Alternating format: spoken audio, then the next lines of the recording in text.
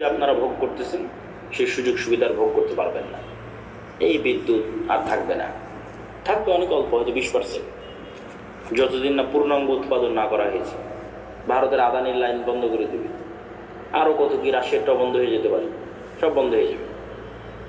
বিদেশ থেকে ডলার আসবে না, ইউরো আসবে না, প্রবাসীদের ধরে ধরে পাঠিয়ে দেবে।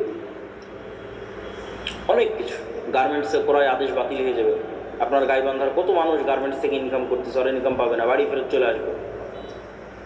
তো যখন দেখবেন যে এরকম ভয়ঙ্কর ম্যাসাকার চলতেছে, আপনি বলবেন যে রাখো তোমার দিন, রাখো তোমার ইসলাম, নামাও আবদুল্লাহকে, দরকার নাই, এর চেয়ে আগেরটাই ভালো ছিল।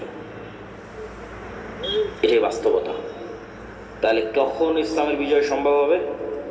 যখন অন্তত 20%, বাংলাদেশের অন্তত 20 থেকে 30% মানুষের ইমান বিল গায়বে ইয়াকিন থাকবে। ইমান বিল গায়ব কি?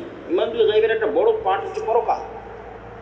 6 নম্বর, ওয়াবিল আখিরাতি হুম ইউকিনুন, সূরা বাকারার মধ্যে আল্লাহ বলেছেন আল্লাযীনা ইউমিনুনা বিল গায়ব, যারা গায়বে ইয়াকিন রাখে। আর শেষ করছেন ওয়াবিল আখিরাতি হুম ইউকিনুন, পরকালে ইয়াকিন রাখে। তো পরকালে ইয়াকিন রাখা মানে পরকালকে ভিজুয়ালাইজ করতে পারা, দেখতে পাওয়া। মুসলমানদের জীবন পরকাল ভিত্তিক। পরকালকে যতক্ষণ আপনি চোখ বন্ধ করে দেখতে না পাবেন, বারজাখী জীবনকে যতক্ষণ দেখতে না পারবেন, ততক্ষণ আপনি এই দুনিয়ার মোহ থেকে বের হয়ে আসতে পারবেন না। আর যতক্ষণ এই দুনিয়ার মোহ থেকে বের হয়ে আসতে না পারবেন, ততক্ষণ আপনাকে দিয়ে বিজয় হবে না।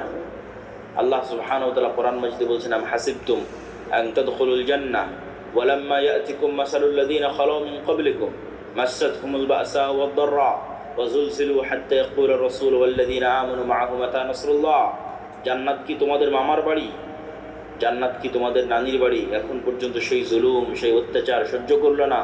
যেই জুলুম, যে অত্যাচার তোমাদের পূর্বে যারা চলে গেছে তারা সহ্য করলো। তারা কি সহ্য করেছে? সূরা বুরুজে আল্লাহ বলছেন, ওয়ামা নাকামু মিনহুম ইল্লা ইউমিনু বিল্লাহিল আজিজিল হামিদ।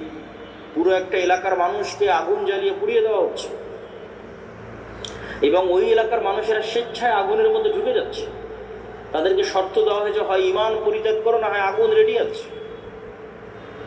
তাহলে একটা পুরো সুন্দরগঞ্জের সকল মানুষ স্বেচ্ছায় কিভাবে আগুনে পুড়ে মারা যেতে পারে?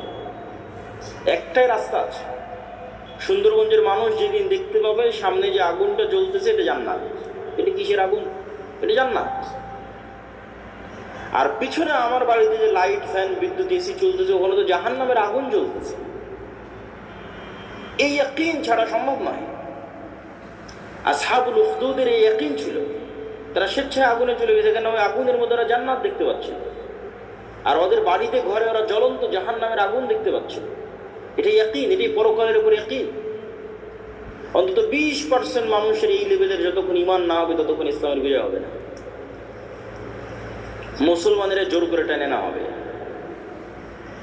কেননা পরকালমুখী চিন্তা ছাড়া ইসলামের বিজয় সম্ভব না। বস্তুবাদী চিন্তা দিয়ে ইসলাম কোনোদিন বিজয় হবে না।